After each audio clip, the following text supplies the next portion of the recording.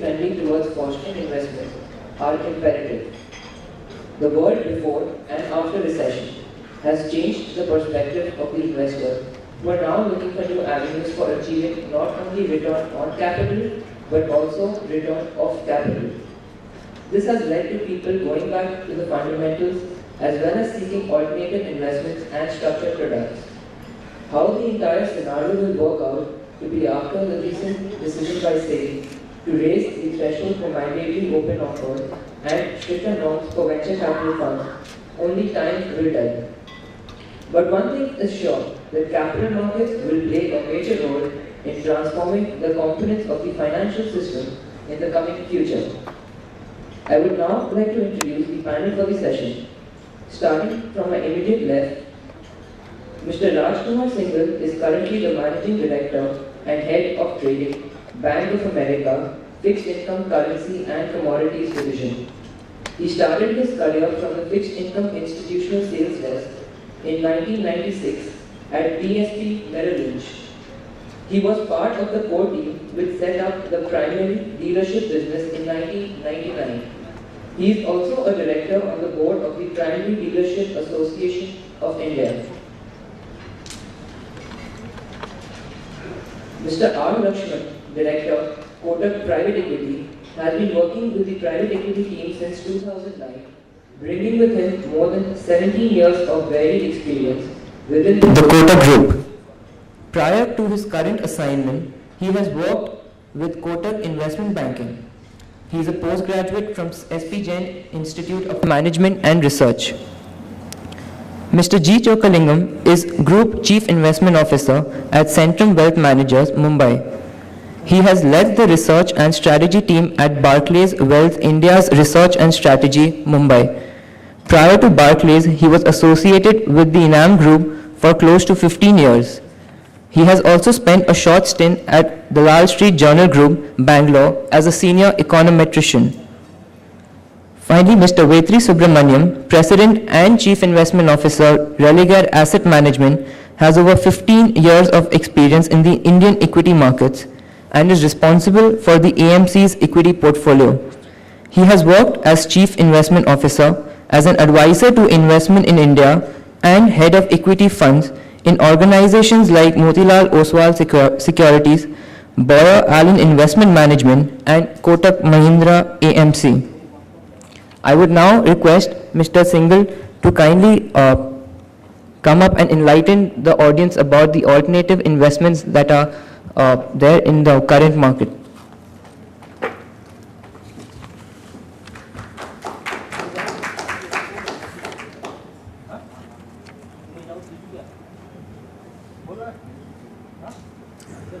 Good afternoon, everyone. Thanks to you guys for getting me here and speaking on this topic. I'm sure after a heavy lunch and before you guys feel like dozing off, we'll make sure that you don't feel sleeping. Topic here is alternative investments. If I look at the variety of the alternative investments, and in what had happened in the last, this alternative investments is like what would have come in the last 1 decade or so, and some of them has been brushed with an image that the crisis which started in 2008 has been percolated by this category of the alternative investments. But if you go through, and I'm here to talk about the hedge fund industry, and which is especially the hedge fund industry has been portrayed as the bad boy of the financial market. And one would assume that, because it's been reported as a bad boy of the financial market, one would have seen the hedge fund industry going down since the start of the crisis. But once I start going through the presentation, you will be surprised to see that actually it's to the contrary. The total investments in the hedge fund industry is actually now at the peak level and even crossed the 2008 peak. Just some of the basics for maybe some of the students here. The alternative investments basically, which is not the traditional investments, and traditional investments are stock, bonds, and for Indians, real estate as well as a traditional investments. Alternative investments basically encompasses hedge fund, private equity, venture fund, commodities, The private equity venture capital part, I'm sure some of my friends here are going to talk about later. Basically, I mean, these are considered to be little complex products, which is mainly meant for high net worth individuals who have and who are expected to have a more better understanding of those products. So this is not meant for a retail investment. Though what had happened is, because of the dominance of the product and the innovation throughout the world on such product, some of them have been sold to the retail investor as well. But according to me, these are meant for basically HNIs and the qualified investors. There are a lot of hedge funds, and and a lot of them actually come out with what kind of strategy they're going to use for their fund. Some of the strategies which people use are, it actually started with the arbitrage, and that's what the hedge fund, the name of the hedge fund started with, basically where the investments or the wherever product you are investing in, you are hedging with something else. So what you're trying to run is, you're trying to run a basis between the two set of investments, and so that's how the genesis of the arbitrage fund, the relative value, and the long short fund. The long short fund was made popular by the long-term capital management. There are event-driven funds which came up in the last 3-4 years. The famous one being run by Paulson, and when we started this fund for basically going short on the mortgage-backed securities, which was the genesis of the whole crisis in 2008. The fixed income is a fixed income hedge fund, and basically what they try to do, these hedge funds, and why they are different from the long only fund, and they have a leverage also. They leverage their investments by a multiple of about 5 or 6 or 10. So that's how they differentiate. So it's a highly leveraged portfolio they run. The biggest of the hedge funds are the macro funds and the multi-strategy funds. And the distress part is, it keeps on coming up now and then depending on how the distress environment is. This is what I was talking about, that 2008, the total hedge fund industry touched about $2 trillion. It went down after that in 2008 and 2009, touched a trough of about, I think, $1.4 trillion, but now back to about $2.05 trillion.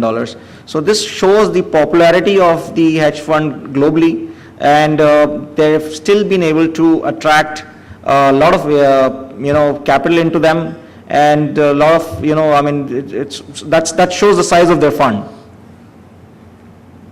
The relative, as I said, the relative value and the macro, continue to be the most popular strategies, and attracting about 20 billion of the net new inflow in 2011. This year, the total asset have gone up by about, in the first half, this is till June end, have gone up by about $62 billion. I'm sure now after that, the world has gone a little on the bearish side, and some of the assets would have gone down. Been a tough year for them, so the performance has not been that great this year. They were down in the month of May, they were down in the month of June. Some of the funds were down to the tune of about 1 to 2%. And if we talk to most of the hedge funds, most of them have been finding it very difficult to perform. And I'm from a trading background, and I can tell you in the last 3, and I'm sure a lot of my friends here would agree with that the trading environment in the last 3 months has been very tough. We've been there was initial first half, which was a risk-on environment where every equity were doing very well, things were going good, but now, because of the whole European situation and because of the problem in the financial sector the financial sector in the US continues to be under stress, so the performance have gone down a lot. The most profitable strategy has been the fixed income and the distress and restructuring. A lot of money actually has been flowing into the emerging market, basically chasing yield. Let me actually get back to why the AUM is still all-time high. Is very simply because of the zero policy of the US, and they're providing in too much, because they have bought in so much of, they increased the balance sheet so much, the Fed, too much of the liquidity is there in the globe, zero rate, so you got to invest somewhere, and that's what shows the popularity of all these alternative assets. So the most profitable has been the fixed income And among them, I think a lot of this money actually has started flowing into the emerging markets, chasing yield, because you get yield only here. I mean, you don't get yield in the developed world. So, people are investing in Brazil, people are investing in Malaysia, people are investing in Singapore, people are investing in Indonesia. Tough to invest in India because it's restricted on the fixed income side. You have only a certain amount of limits. Like, for example, for government bonds, there are about $10 billion of limits. For corporate bond, about $40 billion of limits. So you could invest only up to that amount, and most of them has been utilized already. So tough to invest in India. But so that's why they have been chasing yield elsewhere. The most popular ones has been Malaysia. In Asia, the most popular has been Malaysia and Singapore and Indonesia. This shows in terms of the regional investment focus by funds, not much has changed if you see the chart between 2008 and 2011. America has gone up a little bit, Asia has gone up a little bit, Europe has gone down a little bit. So it's like just some less than 1% here and there. So it's not much of a change, but that's the trend, and that's the trend we are seeing, that we are seeing a lot more money coming into the emerging world, a lot more money coming into the Asia. So we'll continue to see that 14% becoming 20% in next whatever, few years time. So this chart on the left side shows, the chart which is going down is the money market funds in US. So it basically meaning that a lot of outflows happened from the money market. This is all up to June. So some of these figures would have changed in July and August. Shows that the inflow into the money, there has been outflow from the money market and going into the other assets, and that's what it's showing. As is the case with most of the industry, here also 5% of the hedge fund controlled about 63% of the industry assets. About 16.7% of the firms managed assets of 1 billion or above, representing 87% of the AUM. So again shows that, there are the few big hedge funds who control most of the assets. Just to give an example, the biggest of the all is the Bridgewater, and they control about $55 to $58 billion of assets. Then second is the JP Morgan. They have a fund which controls about 45 billion. Paulson is about 30 billion. So the big one, 5% of, in terms of the number of the hedge fund control about, the good part of the industry asset. But in terms of the performance, if you see, because of the financial crisis, a lot of people have moved from the smaller to the well-established fund. But they always, what we have observed on so many years, the new managers historically have outperformed the established funds. And that may be because, when you've grown to a size, it becomes difficult to perform as well. So sometimes smaller, becomes better. This shows the fee structure. Typically, most of the fund works on 2 and 20, where 2% is the management fee and about 20% is the performance. But there are well-established names who can charge 330, 440 as well. Usually, they have a haircut or the hurdle rate, and beyond that, only the performance fee, kicks in. In some cases, you may get on the whole performance. In some cases, you can get only above the hurdle rate. That depends on the structure. Typically, when you start new, you have to give a cheaper option to the investor. So when you start new, you will always start with say 1% management fee or about 10% of the performance participation. This gives development in the India. There are about 50-60 hedge funds who are actively investing in India in the public space, in the private. This is what we think, what is going to be the trend in the coming days. Because of the low interest rate environment, we will continue to see in inflows into the alternative investments. People will chase return, people will chase yield. When you're getting zero somewhere, anything is better than that. So this is going to grow till, Fed is going to keep the easy policy till the developed central banks, the G10 central banks, they're going to keep the easy policy. Because of the US being the largest, and they're going to keep the zero rate policy. So this is going to grow. But we think people will be looking on the safety, and so they will be looking to invest in with the larger funds, hedge funds only, the well-established names. There used to be time when all this private equity and the hedge fund used to have a lock-in period, and where you can, if you come in, you can't get out about say 3 years, 4 years. I don't think those, at least for the hedge fund industry, those days are gone. The fee structure is also going to be more flexible. as I said earlier, the asset allocation towards emerging market is going to increase. We're going to see more and more, asset allocation to Asia as well. Fixed income space has been growing a lot. We might see, if the limit which government has given on the FII, if they increase that, we might see some of the money coming to India as well. But till that point, I think most of the money which will come to India will be on the equity space. But I mean, so far the hedge fund globally have been enjoying the less regulated environment. I think that is changing, and that is going to change a lot. More and more central bank, more and more regulator across the world, being, for the likes of SEC or SEBI or anyone, FSA or anyone, they're going to, put in more and more regulation in some form or other. So the unregulated environment will go off. That's it from my side. I guess told the question answer will happen after the end of all this. Okay. Thanks a lot. Thank you very much.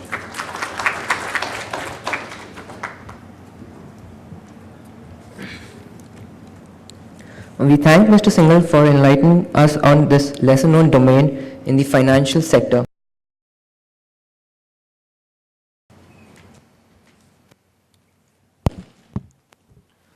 Thank you, sir.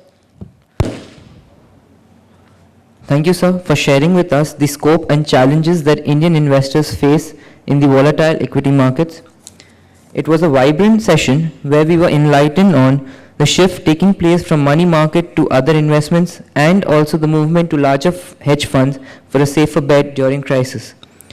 The increasing deal size and low rates of interest signal the emergence of a new asset class, that is the private equity. We also learned that the strength of perceptions in market which really control the value of investments rather than the fundamentals can be quite a detrimental force. Finally, we concluded with a point that stated that the changing demographics which forms our strength may likely change the investment patterns in the coming future. I would now like to open the floor for any questions.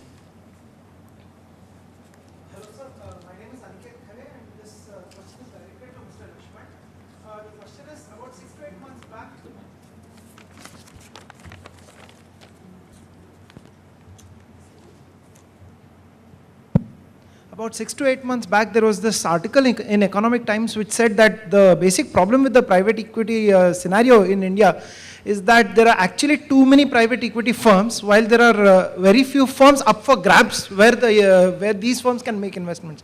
In the process, no one or two private equity firms actually make substantial investments in one given company.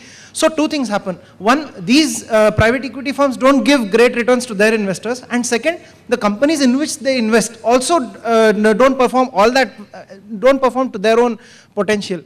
So over this time, the question is twofold. Has this scenario improved? If not, what would be the outlook of the private equity scenario in this country?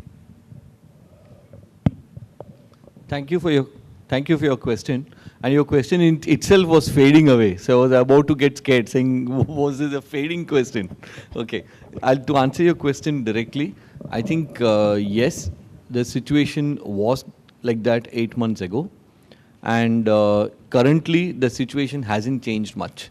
Even today, as in any business which is either new or which is perceived as attractive, there continues to be a large amount of funds and investors chasing companies. What has happened is, why you see the mismatch is because probably there aren't enough companies ready for private equity investment in this way the investors want it to be.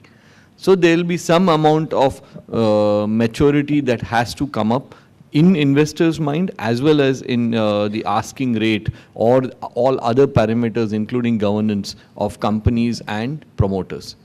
So till that balance comes about, you will always find this mismatch wherein there are too many funds chasing too few investments, and therefore sometimes, as you are alluding to, the fact that the private equity investor ends up paying a high valuation and therefore he doesn't make enough returns.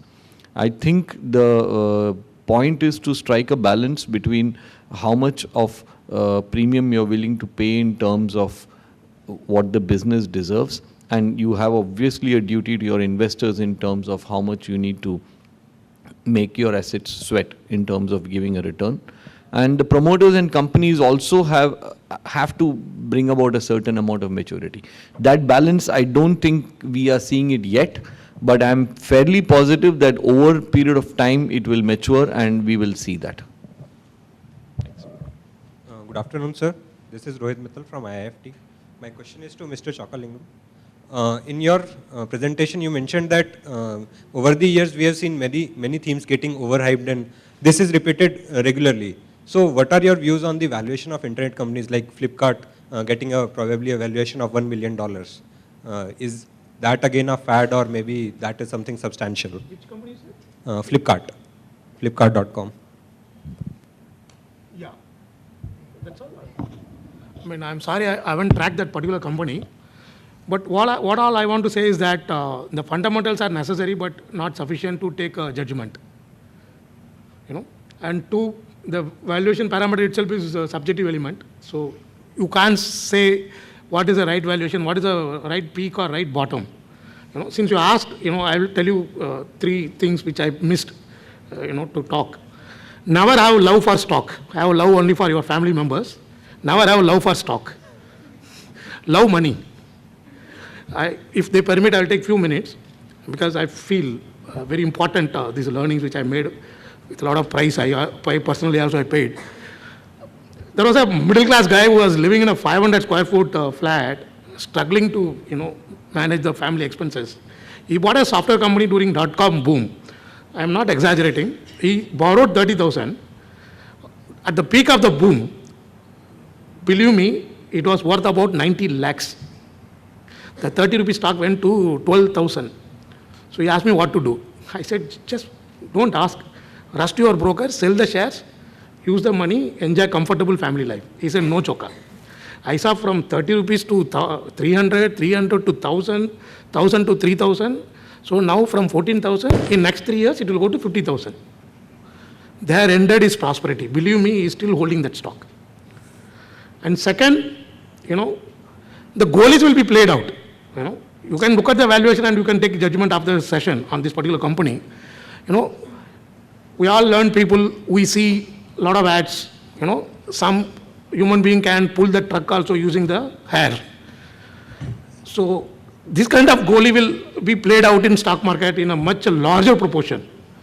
So sell and rise. As I said, otherwise it is only intangible, invisible. You never get even the hard copy of the share certificate. So finally, Giffen paradox. Those who studied the basic economics would know, law of demand says as price goes up, the demand will come down. But there is a paradox. It's called Giffen paradox. You know, exceptions are gold and diamond. But if I have the right to rewrite the textbook, I will add equity asset class also to explain Giffen paradox. Cheaper the price, it's very hard to sell. You know, can you believe in this market there are two companies available less than what cash they have on the books? Hard to believe. But it's also hard to believe that when I go and try to sell those two stocks, I find it very difficult. Of course, with a lot of my selling technique, I convince. So this is what I call Giffen paradox. When things are so cheap, of course, you have to check on all other parameters like management, quality, all that. So if you have comfort on all those, I mean, you have to understand how the Giffen paradox is played out. So perhaps, you know, it may be at the top end of the bell curve, but you have to take a call and cash out. That is what I wanted to communicate.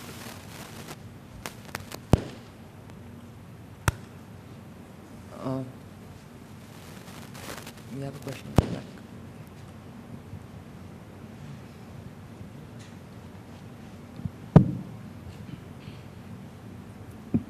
Hello, sir. My question is to Mr. Singhal. You said that SEBI is regularizing hedge fund. They are discussing about regularizing the hedge fund in future. How do you think it will affect the Indian market, especially the other financial instruments like mutual funds? My sense is I don't think it's going to impact that much both the hedge fund or the mutual fund. I think there are very two different class segments. And in terms of the, I mean, hedge fund is totally, I mean, you know, there's not much money which has gone from Indian investors into the hedge fund. Is all like all overseas money, and in the mutual fund is all mostly domestic. So I think and it's not just SEBI which is going to regulate them. I think all across the globe, the regulations is going to get more and more stringent, not just for the hedge fund, I think for the whole financial sector. Huge amount of regulation coming in from the Fed itself, from FSA, from everyone. So I think that will be the case for the whole financial sector. So I mean, it's just a very sector specific, nothing to do with particular industry.